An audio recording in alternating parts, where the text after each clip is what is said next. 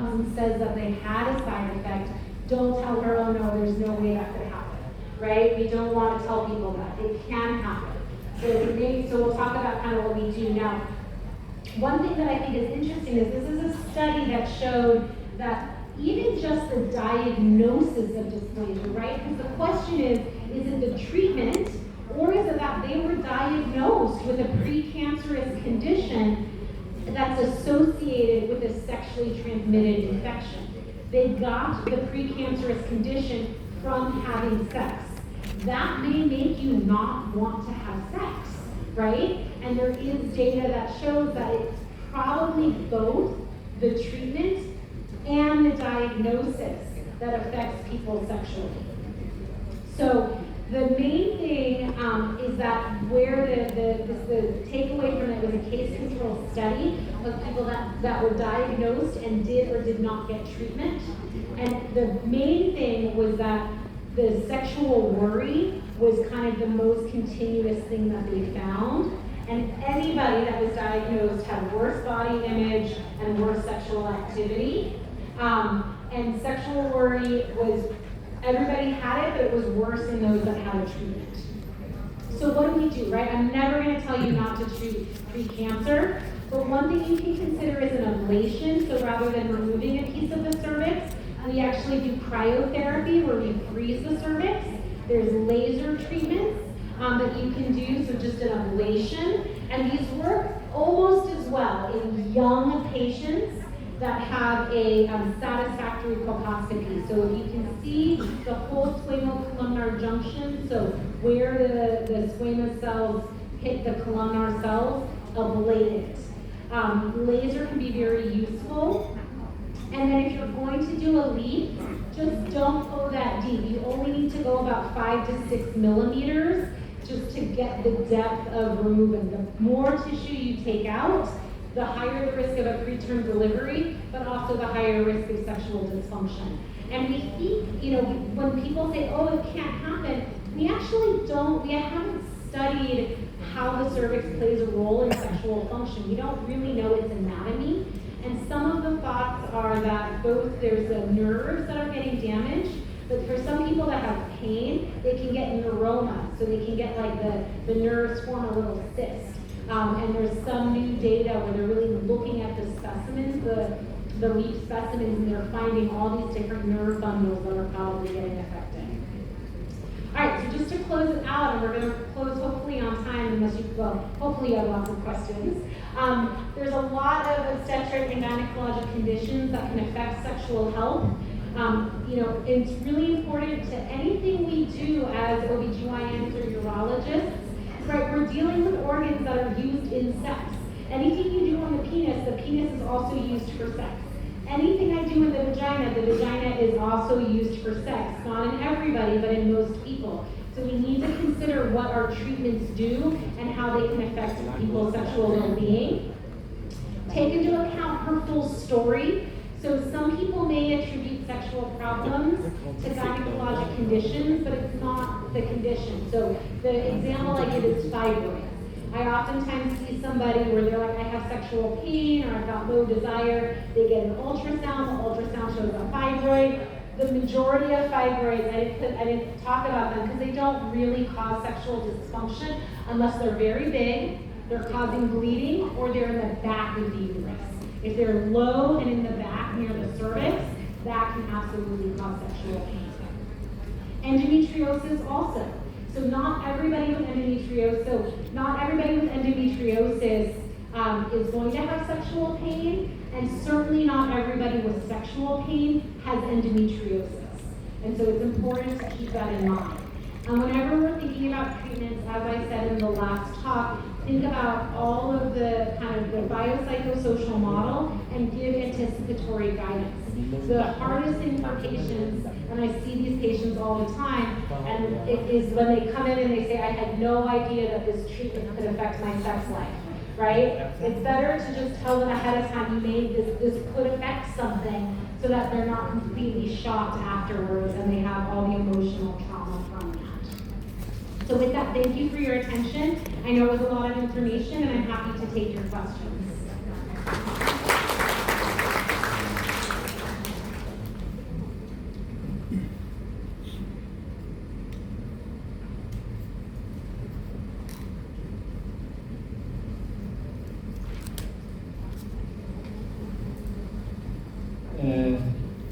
Quay trở lại câu hỏi hồi nãy là chắc để cô trả lời là giữa cái chuyện sinh thường và cái chuyện mổ lấy thai, bởi vì cái sinh của mình của người phụ nữ là một cái sáng kiến rất lớn cho cái bụng chậu đấy.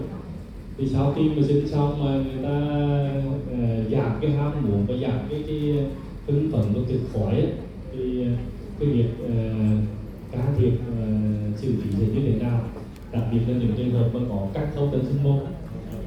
Cái xử lý của một cái xẹo xấu của tận sinh môn hoặc là một cái âm đạo nó mất cái trương lực hoặc là cái độ khít của âm đạo của người sau sinh hoặc là sinh nhiều.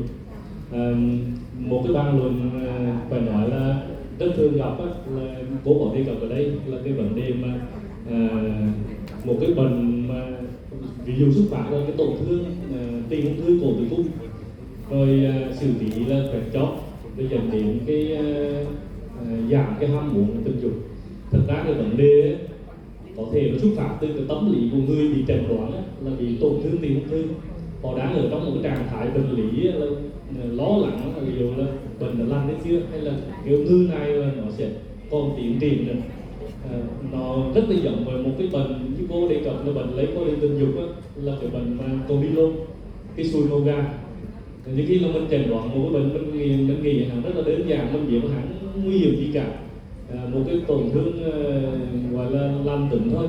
Nhưng mà đối với người nhiễm và đặc biệt là nếu mà ông chồng ông nghe cái bệnh xùi màu gà thì có thể là vài năm không hề đủ luôn, không còn ham muốn gì về tình dục nữa luôn.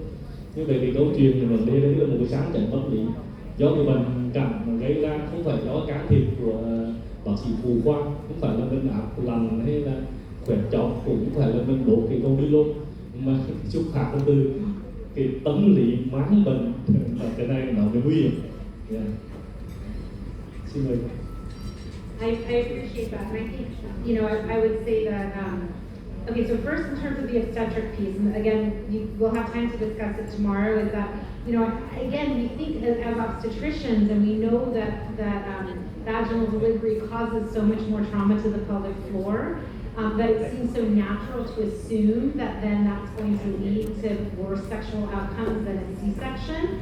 And I'm just presenting the data, because the data doesn't show that. The data really shows that C-section is not better when it comes to sexual dysfunction, but we all have those patients, right? And so, so I think that it's really a matter of if they end up having a sexual problem, we treat it, right? So if they have a lot of scar tissue or pain, there's different things that we can do. So sometimes it's they got sewed up too tight, so I actually need to loosen them, right? Sometimes they're too loose and then we need to tighten, right? Sometimes the scar itself hurts. And again, I think that sometimes we see a neuroma where there's inflammation of the nerves. And so for those patients, I inject a numbing medicine and a steroid, again, to decrease inflammation. Some people have pudendal nerve damage, so I have to inject the pudendal nerves. It kind of goes back to the sexual pain lecture of what's the cause of the pain. But I agree that we know there's a lot of trauma, but for most people, the C-section is not necessarily better, and it's definitely not better for the family.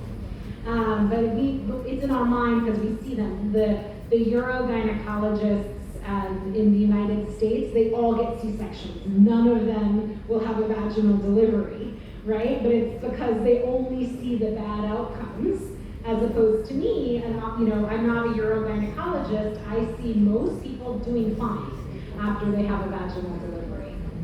And then to your second point, I agree that I think the psychology of these diagnoses is huge and it causes sexual dysfunction.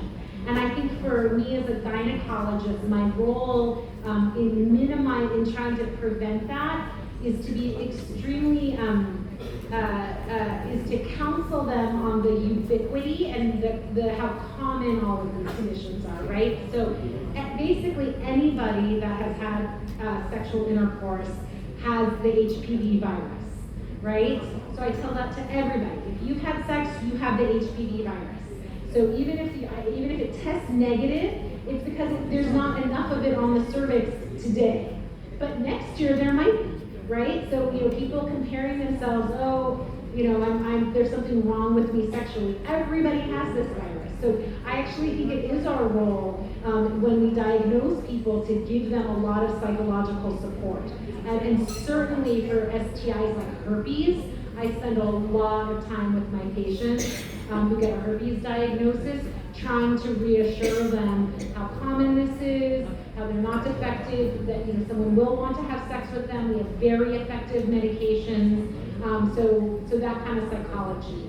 And same with gonorrhea and chlamydia, these are treatable. But just like anything, sex isn't without risk. And so, using the opportunity to give them counsel on how to prevent infections as well. But I agree with you that we can only do so much. I can treat the infection, I can treat the pre-cancer, but if they think that having sex is going to cause it again, I can't make them have sex. They have to get to that point themselves and with somebody that focuses on mental health. Yeah.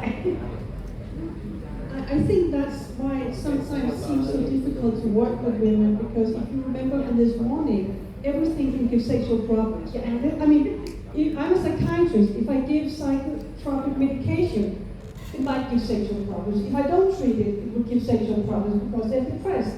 If they give birth, they will have sexual problems. If they're infertile, they have sexual problems. I think it's that sometimes you think, oh, it's easier not to work in this field, because the challenge is to find out that in one woman it might be because she had a natural birth. In another woman it's because she's depressed, but it's not the same in all women. So I think that's why She had a C-section. Yeah, and she had a C-section. So I think that's, we could never recognize from the pattern from the last patient, but we need to try to find out what is it because she is like really ashamed of the sexual transmitted infection, or is it something else? So I think everything in my mind might give sexual problems, to be, honest, but there's something that gives higher risk than others, but it might not be the same in the same women. And I would just say that, you can say that, and for me this is why I love sexual medicine, because, I think sex is such a fundamental part of being human. And we kind of ignore it in medicine, but it relates to everything we do. If we're going to be treating people so they don't have a heart attack because we want them to be healthy, well, sexual health is completely integrated into overall physical health. And we know that people who have people who are sexually well are well in so many other ways. And we get to be the people that patients trust to talk to. And when you become, when you know about this and you get comfortable treating them, just listening and taking it seriously is extremely therapeutic. So, a mental health provider, they expect, that's what you're trained to do, to be supportive. But no, most people don't expect their gynecologist or their urologist to care. And just to show them that you actually care or that you're asking about it is extraordinarily therapeutic for most patients. Especially those that have been told by other people that it's all in their head, there's nothing that can be done, they just have to accept this. Other questions? Oh, hold on, get the mic so I can get the translation. Tại sao trong phẫu thuật cắt tử cung thì việc mà để tử cổ tử cung hay cắt cổ tử cung thì không ảnh hưởng lên đời sống tình dục, mà tại sao lại chỉ có cắt một ít lít thì hoặc là tổn thương của chúng ta làm lít thì lại ảnh hưởng lên đời sống tình dục của bệnh nhân?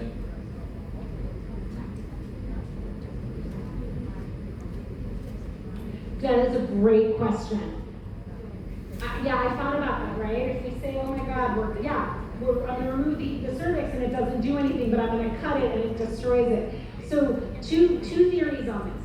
The majority of people do not get sexual pleasure out of their cervix and their uterus. Remember I said that orgasm is located in the muscles, right? And the muscles are really important. So if somebody, so we know that the uterus contracts during an orgasm, but it doesn't matter. And when people are being sexually stimulated, their uterus is not being sexually stimulated, right? For some, if they have deep penetration, the cervix is. Most people, if you touch the cervix, they do not like that sensation.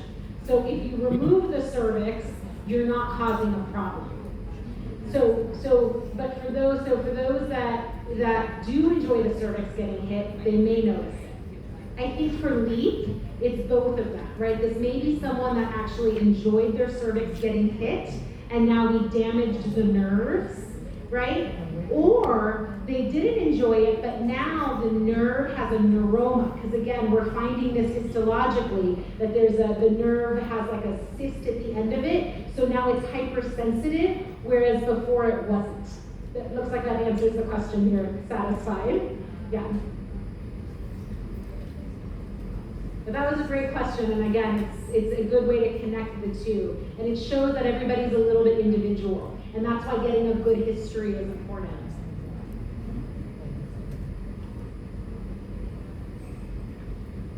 Question?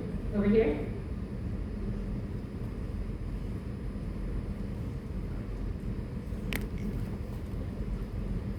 Alo chị Quỳnh. Dạ dạ. Thì được chi phối bởi Dạ. mặt và Dạ dạ rồi em dạ. chạy ra liền. Dạ. Thì liệu rằng là đối với những bệnh nhân mà khi mà có các cung và do mình các cái cung hoặc em mét và hoặc em bột thôi